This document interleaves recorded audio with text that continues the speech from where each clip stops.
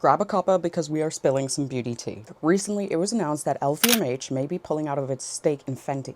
I think it speaks to the precarious moment that black brands are in right now. It does make me nervous that we're seeing even huge brands like Fenty that have proven to be incredibly successful, losing their backing and their funding at this high level. They're caught between the anti-DEI policies of the White House, and they're also caught between consumers who are willing to boycott companies that roll back these policies, like Target, which has seen its foot traffic drop continuously. Instead of being able to operate at their best, they're caught between this culture war. On top of that, the growing back and forth around tariffs that makes it really difficult to run a business in general for anybody. My friend Stixx, who's over at Substack at the Boy Beat, has also made some really great points about this, not just on Substack, but here on TikTok, so you should check him out. He articulates this better than I do.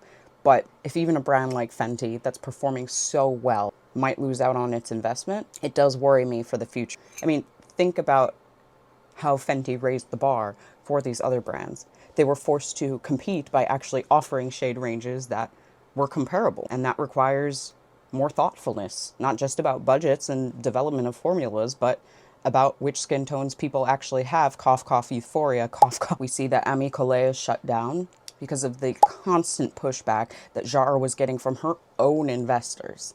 At the end of the day, black people, just in America, spend about 6.6 billion, that's billion, on cosmetics a year. And I think that stat is from around 2021, so it likely has gotten even bigger since. On top of that, people of color are the global majority. If you're not offering something to them, you are missing out on money. If they can't find something they can use in a very, very competitive and saturated makeup landscape, they'll go to your competitor and you've lost out on the sale. Consumers are pickier, they're more educated than ever, and they know all of this shit. They'll continue to support brands that are actually investing in development, listening to consumer feedback, and are offering ranges that are for real people instead of just black face paint, cough, cough, Youthforia, cough, cough. And I hope these brands will continue to get investment, but venture capital investment, for example, was already really, really, really, really low for black-owned companies and black-owned brands, even before the rollback of DEI policies on a federal level. So we're living in a precarious time for black beauty and black beauty brands. So my best advice during this time is, if there are brands you want to continue supporting, just continuing to do what you're already doing, which is being a mindful consumer, being aware of sales tactics, and supporting the brands that ethically you align with. Anyway, what do you think this means for Fenty? I'm hoping it's just a sign that they're now so successful and independent they don't even need secondary stake anymore, but we'll see how this all shakes out. Until next time, enjoy your cuppa.